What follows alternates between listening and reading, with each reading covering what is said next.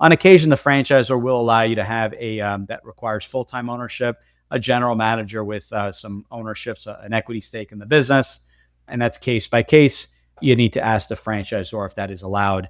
If you're working with a partner, your spouse, whoever that person is, and you're both putting in, just say 20 hours a week, now that's really considered more full-time, because a lot of husband and wife teams will do that. Maybe wife is handling during the day, husband at night, or vice versa, or alternating days, whatever the case may be.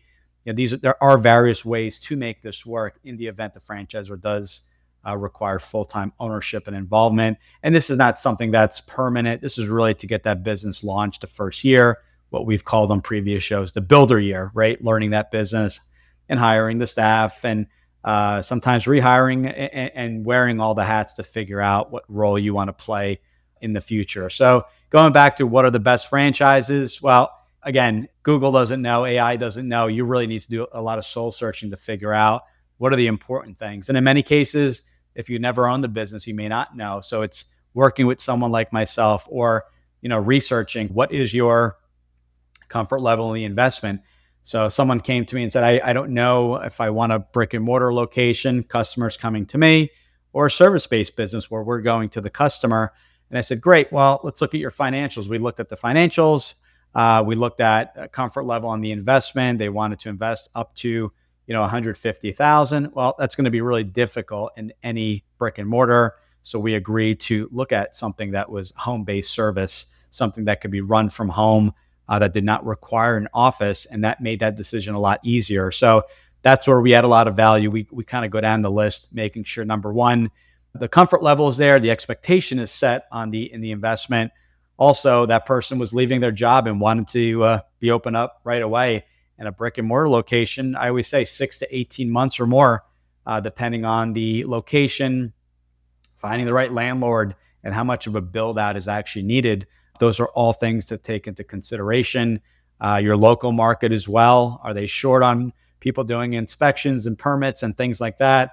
So these are all things to really consider when looking at a business. Going back, what works near me, you want to do some homework. So if you are looking at a specific business and that happens to be in roofing, you want to look at the other roofing businesses, both franchise and non-franchise. Maybe get a quote for your own roof. You may actually need some work done on the roof.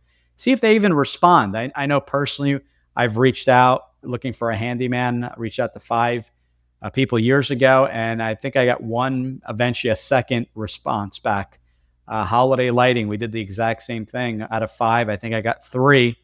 One never showed. One was a sloppy just text message. I was kind of all over the place. Didn't even know what I was getting. So you want to see how you can differentiate yourself in the market. So there may be a lot of competition, which is not a bad thing. I look at it as a good thing because there's obviously demand in the market, and how you can do it better. And you'll notice that, and I'm not saying in every case, but the response time is there.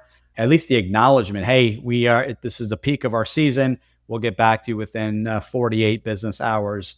Things like that go a long way. And you'll notice that from the franchisor with their turnkey CRM marketing and call centers, in many cases, that they'll be providing all those additional services for you. So going down and figuring out, again, is this the right market for me? Are there other optimal markets? And you work with the franchisor. Franchisor will give you available markets, the sold markets, the markets that will be developed at a later point in stage. And that goes to the example, you bought 3 territories. You're going to develop territory 1 or location 1, and then 2nd and 3rd later on. So you have a clear understanding of what franchisees are near you, who you can partner with. They may be your eventual exit strategy when you go to sell the business, or they may, and vice versa. They may be your expansion strategy should they want to sell their business. That's something I highly recommend, just contacting your neighbors, and it'll save you a lot in costs, less of a learning curve, and so many other different advantages. So definitely recommend that. So we really covered near me part. If you're open to, moving, I'm working with someone right now in northern New Jersey. They're eyeing, I can't talk today, maybe moving to southern New Jersey. That's great. Let's look at both markets. Let's check on their availability and time frame. That's another thing. Will this work within my time frame? If I'm moving in 5 years. No reason to look at the brand if you're going to be waiting 5 years to figure out where you're moving. But if you want to develop something in anticipation, or even in your home market to eventually sell or have a key employee take over while you move different part of the country, that's also a great option. We could definitely discuss that in much more greater detail. Going back to the types of businesses, what's working, what's not. Again, it goes back to what is a priority for you, what you're looking for in a characteristic. So, are you full time? Are you part time? What is that skill set you bring to the table? Working with someone right now that has a sales background. So, we're looking at some opportunities that are sales driven, right? Franchisee is really heading up sales, building a team of other coaches and salespeople to really run that business. Opportunities fall in the business coaching space, B2B, working with the Chamber of Commerce, networking events. It also applies to executive recruitment. It also applies to expense reduction. And one of my favorites around fundraising, working with schools and sports teams and clubs, at your local schools and in your organization. So, that's going to be high level sales.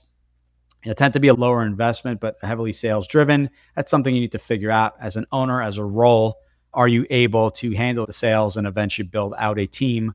Or do you prefer a lot of the marketing and call center handled for you? So you are going on much more warmer appointments. It's going to be a higher investment. Something in home services, there's going to be a larger monthly marketing spend, call center fees, things like that. So all things to consider in figuring out, what you're looking to accomplish, how quickly you want to grow and scale and things like that. You might have the perfect franchise idea, but if you can't fund it, it's just a dream. Stay tuned as we explore the 4 powerful funding options every aspiring franchise owner needs to know.